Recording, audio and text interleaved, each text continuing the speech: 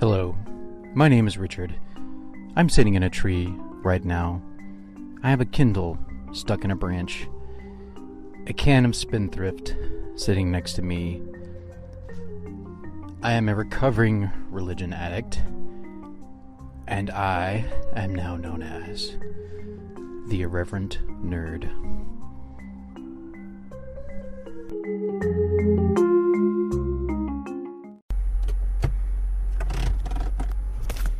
Greetings, fellow nerds. So, this is a rough draft that could end up being the final draft, depending on how my day goes and how my time runs. Apologies for all the road noise. I'm having to pick my daughter up from school, so I'm recording when I can, essentially. So, let's see. What's been on my mind today? Well, so I watched an episode of a Star Wars series today that will go unnamed, and I will refrain from offering too many details because I don't really want to deal with spoiler warnings in today's episode. But as many, Star Wars episodes do, whether it be a movie, TV show, at some point along the way you're going to get a speech, maybe a brief one. It's going to be very contemplative, but it will be about the nature of the Force. Like how to use the Force, or what the Force is, how it interacts with the universe, etc. And obviously, this has a very spiritual element, which I believe is part of the reason for Star Wars popularity. I mean, obviously, it's cool science fiction. You have all the ships, and you have the political intrigue and the warfare, and you have, interesting characters as well. But I don't think, honestly, I doubt it would be as popular as it is if it didn't have kind of that mythical, spiritual quality to it as well. Obviously you have the very conscious decision that Lucas made to follow Jungian archetypes in the story of Luke, the hero's journey and all of that. And that resonates with us on so many levels as humans. There's so many stories that we have been telling ourselves down through the millennia that have elements of the hero's journey. I mean, there's a reason why it's an archetype, as Jung would say. But then there is also, like in this idea of the Force, there are certainly elements of Eastern mysticism, and there's elements of Buddhism that you find in the idea of non-attachment, at least for practicing Jedi. Like those that follow the path of the Jedi are not to be attached to other beings. Like they are to practice non-attachment, which obviously is a struggle for them. And it's interesting because now, this is going to be a bit of a spoiler warning, but most of these stories have been out here for a long time, so it's not that much of one. But in the expanded universe, I've read or listened to quite a few of the novels.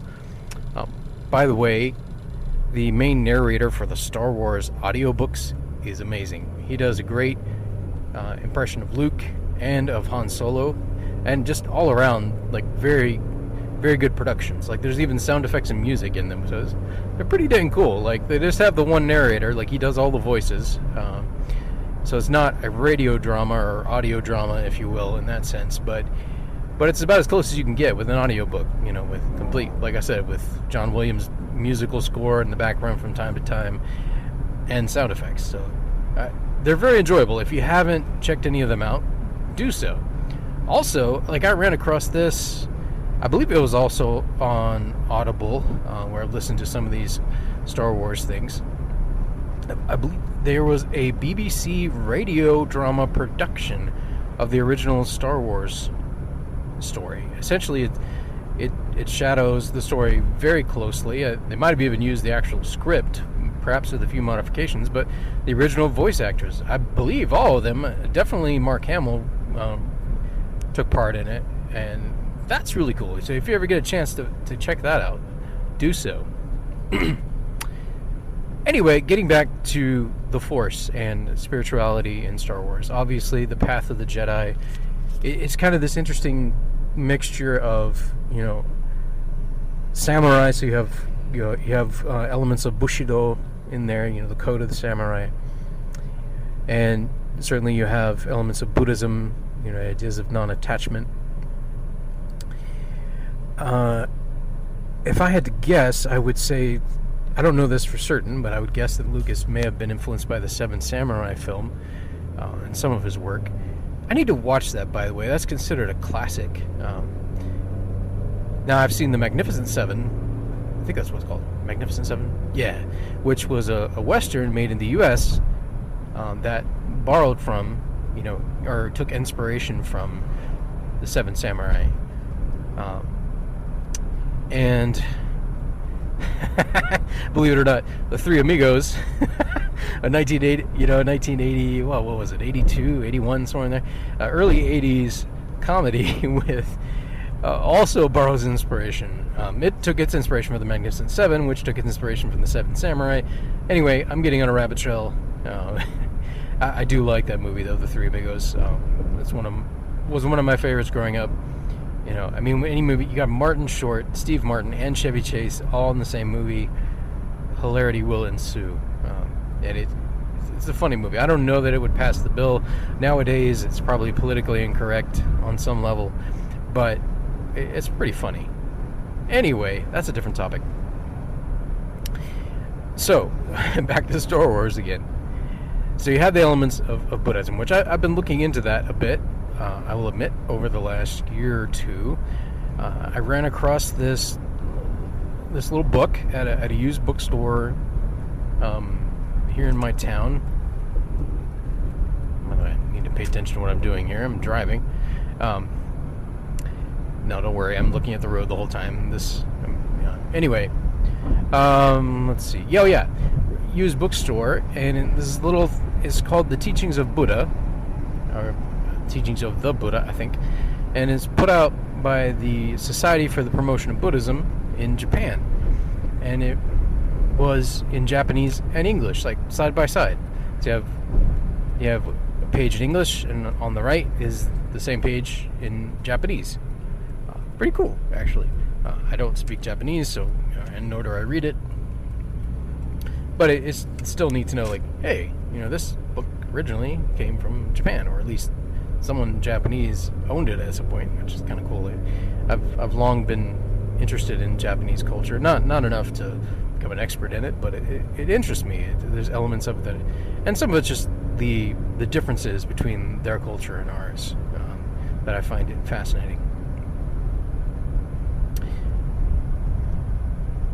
But I've been reading a bit, the teachings of the Buddha, the story of the Buddha, and I'm sure there's different.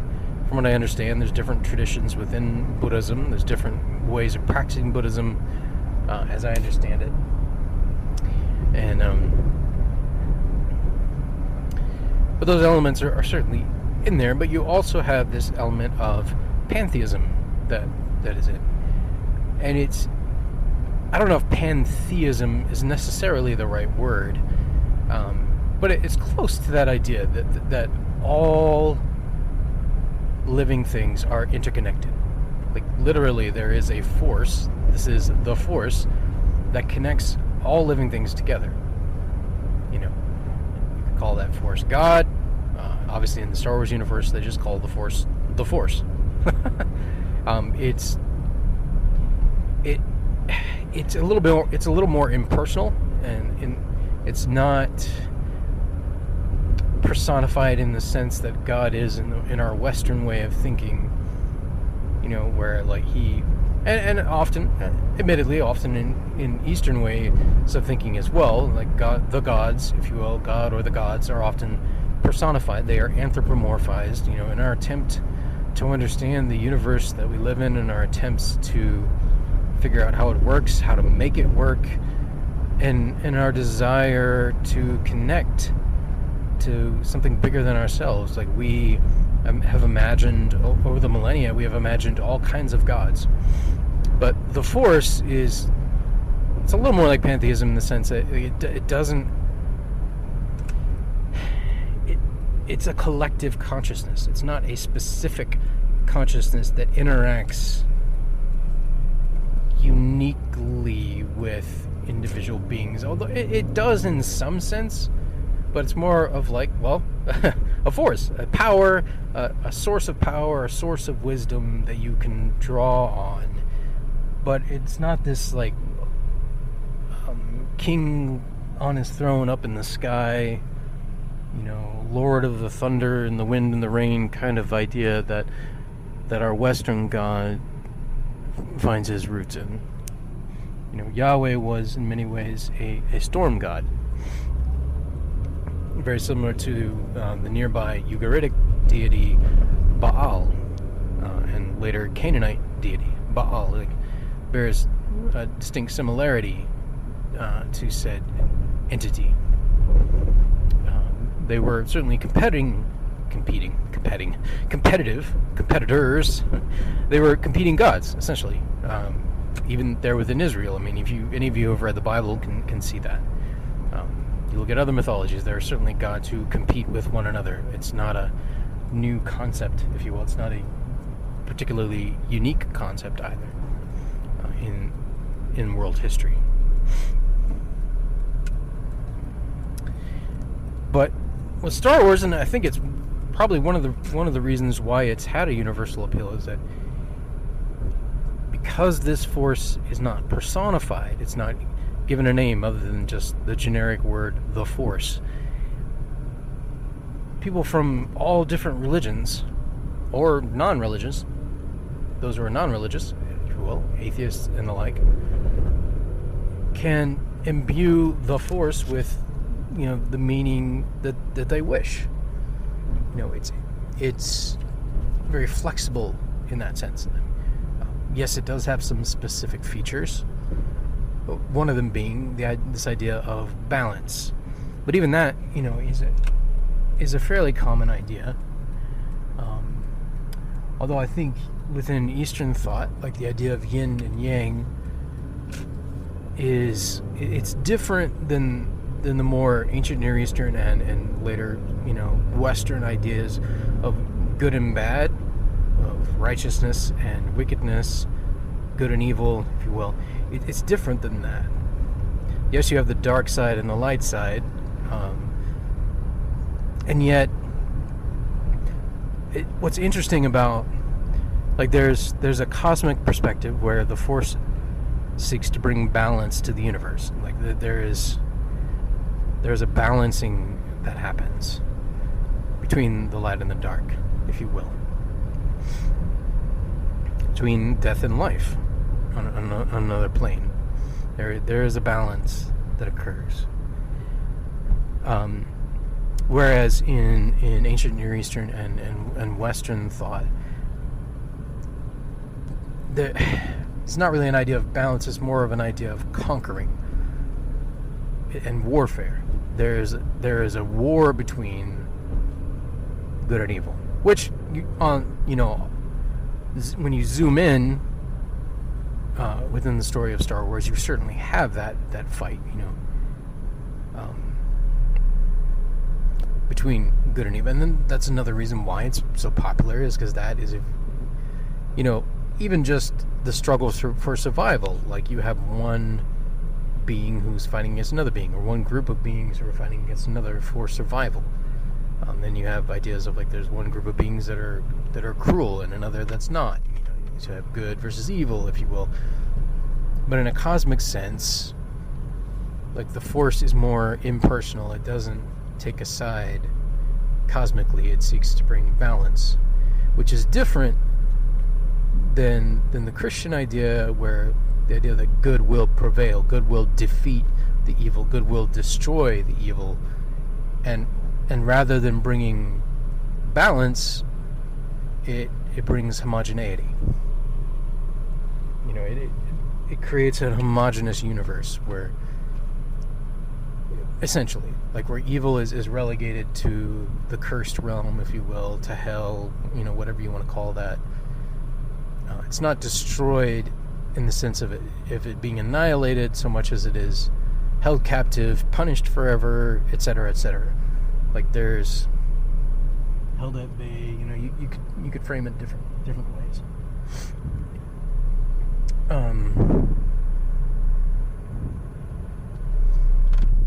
Wow. It's spring here, but it's a little warm today. So, I find that fascinating, like the idea of cosmic balance, and that both sides, both the dark and the light, if you will, in the context, being to being, conflict, or group to group conflict within Star Wars. Certainly within the stories, you have those that are considered good and those that are considered evil, if you will.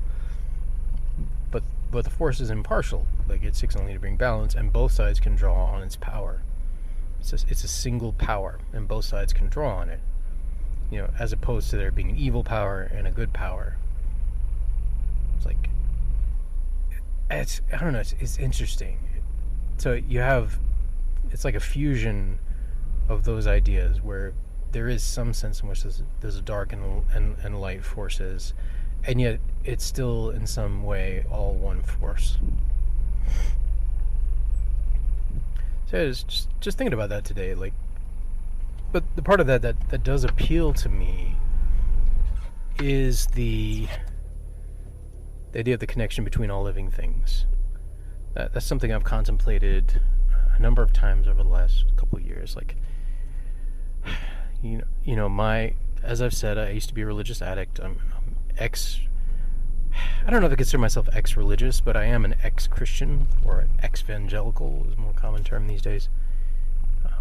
I was what could be considered an evangelical Christian for most of my life. I am no longer that. But as I look back on my life, it was often through fantasy and through science fiction that I found exposure to other religious ideas, outside the context of it being judged evil by my religion. Obviously, within the context of my religion and it being practiced, those other religions, whatever they are, Buddhism, Islam, Hinduism, you name it, whatever ism wasn't the ism that we approved of, was viewed as misguided at best and downright evil at worst. So whenever they were talked about, it was in the context of them being judged as bad or deficient in some way. But I was allowed, which I'm grateful for, I was allowed to watch science fiction and fantasy films and TV shows, Star Trek being one. Like, that's where I was exposed to humanism. And my dad, which also I'm grateful for, we actually talked about it. He identified it as such, like that's humanism. Now, he views that as a bad thing, as harmful, basically as a form of self-worship for humans, as opposed to worshiping the Christian God.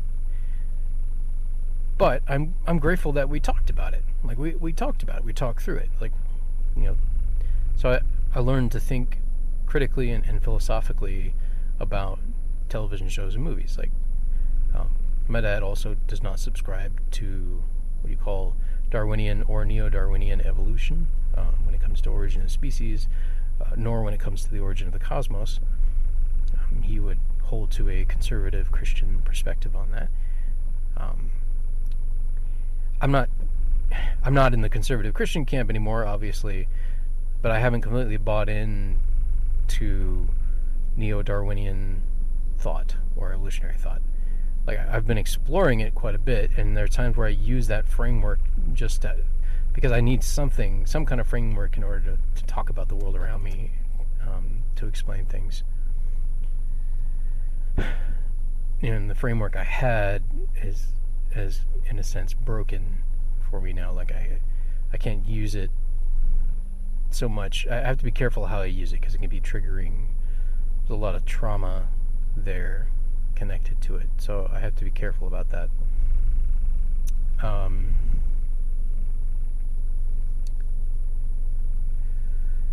But yeah, let's see. What was I going to say? Let's get back to Star Wars. So it's through films like Star Wars or TV shows like Star Trek, where I was exposed to different religious ideas, and it was in less judgmental, more non-threatening context.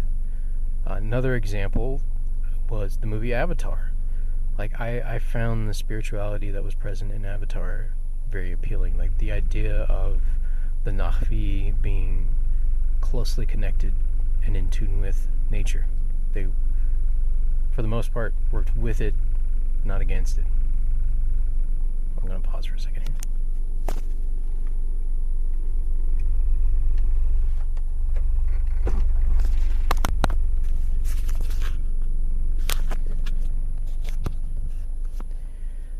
So yeah, that's one of the reasons I'm grateful for science fiction and fantasy movies.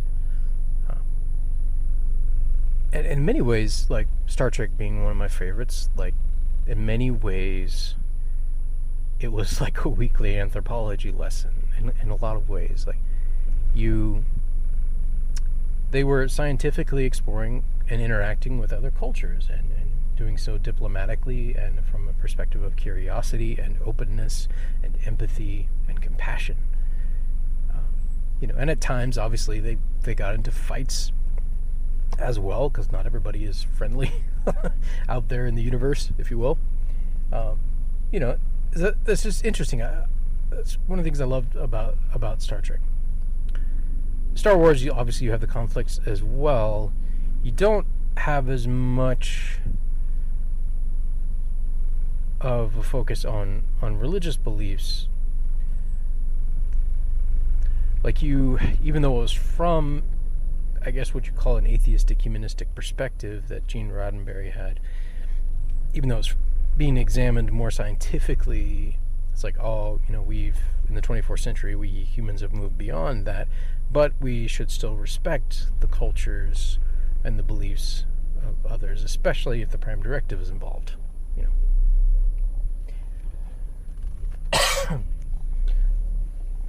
In Star Wars, it's more like religion's just a feature of the universe, and it's not so much, it's not being examined scientifically so much as it is just a part of the story. And I like both. Like, I like the anthropological examination of differences in culture and different cultures. I like that. It's one of the reasons I like Star Trek. But I also just like a story that it's just a part of the story. And in some ways, like Deep Space Nine, the series Deep Space Nine, was a fusion of those two, like within the Star Trek world. Like, it was definitely a feature of the story. Excuse me. But you didn't have as much of the examination. I mean, you had an examination of it, but it was different. It was more experiential. It was a part of the characters' lives, and it mattered to them. Like Major Kira, obviously, she practices the Bajoran faith, and of course, Benjamin Sisko ends up becoming what's essentially a god or a demigod in the Bajoran faith. And you see, like, Ronald D. Moore, who was one of the main producers and writers, I believe he also directed a number of episodes for Deep Space Nine. He went on later to do Battlestar Galactica, which continued a lot of those spiritual themes. Apparently, Battlestar Galactica was originally written by Mormons, and so it has some Mormon theology mixed in with it, which is interesting. It's not like, unlike Battlefield Earth, it's not meant to, I don't think it was meant to be like an evangelistic tool necessarily for the Mormon religion, but it has some elements of that, from what I understand. Excuse me. Sorry, my throat's getting irritated. It's almost time for me to sign off here, but so yeah, like, this is something I want to do from time to time, like talk about like spirituality from a nerdy perspective, if you will, like within the realm of science fiction and fantasy films and comics and all of that, because they touch on deeply rooted themes. Like, I was just reading a Thor comic book, and like, you think about it, like the Marvel superheroes and stuff, like those are our modern day Greek gods, right? And demigods. Like, we're not worshiping them in the sense that we've formed a organized religion around them, but There are, I mean, from what I've observed from the fan community, I think there are some religious elements to the way these stories are interacted with. Like, we venerate the texts. We even use words like canon. Like, is this Marvel canon? Like, it's fascinating to me from an anthropological perspective, even as I just enjoy it as a fan myself. Yeah, it's really interesting, and so, like, it's just seeing the through line of story making. Like, we humans are, obviously this is from our own perspective, but I think we're pretty damn good at making up stories, right? Sometimes that's a bad thing, but more often than not, it's a good thing. I really enjoyed it. I think I'm going to end there for today. I'm almost up to the line where I need to pick up my daughter. So I'm going to sign off for today. Keeping this under the 30 minutes, so that's good. Once again, apologies for the background noise. This is just my life. I got to record when I have time. So I hope you still enjoy it. And feel free, as I've said before, to go to my message board. It's on my Anchor profile page. So if you go to anchor.fm/irreverentnerd, on my public profile, there should be a link there to leave me a voice message. I don't think anyone has left me one yet. At least I have not received a notification to that point.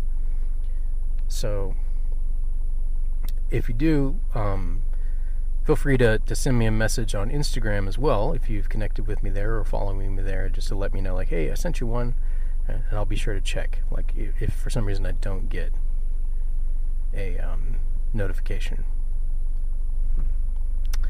So anyway, my fellow nerds, hope you have a wonderful week, and I will, or I should say, you'll be hearing from me hopefully next Wednesday.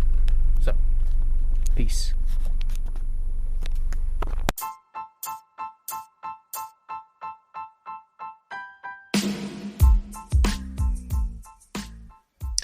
Thank you for joining me for today's episode of the Irreverent Nerd Podcast.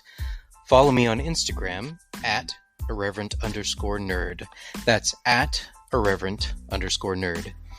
You can also check out my YouTube channel, appropriately titled Irreverent Nerd. If you would like to send me a voice message to be included in a future episode, please go to anchor.fm/irreverentnerd/message and drop me a line. Stay weird, my fellow nerds. Until next time, may the Force be with you. Make it so. Avengers assemble! I'm Batman.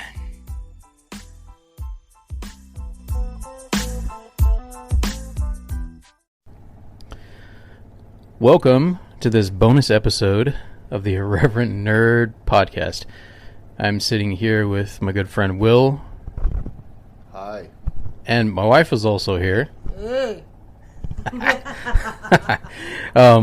We're getting ready to watch the first episode of Moon Knight. And we thought we'd do a little intro first, talk about what we know. I guess I'll start.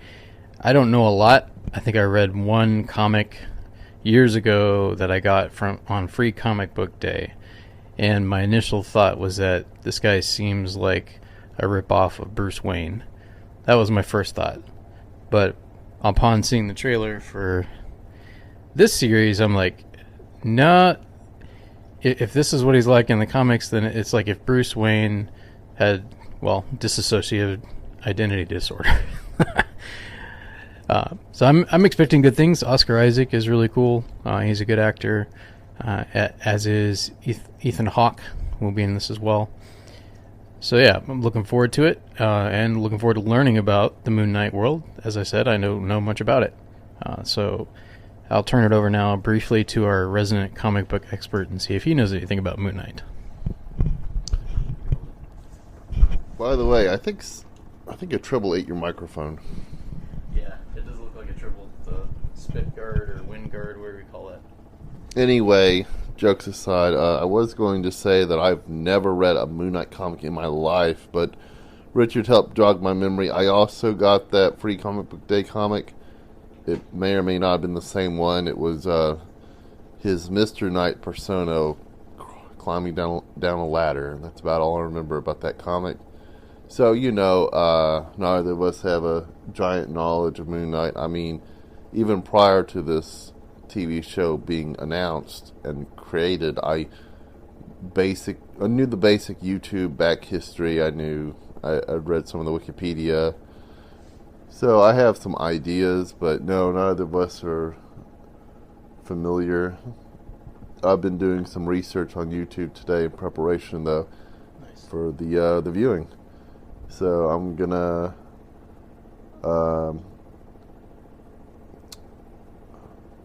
it's too bad Richard and I don't know a whole lot about the comics that this is based on or anything, because usually I like to just see if they honored the source material. I guess we can find out after the fact. So I plan to read some comics throughout the series just to see as well, as I'm curious. Did you want to say anything? No, I'm good.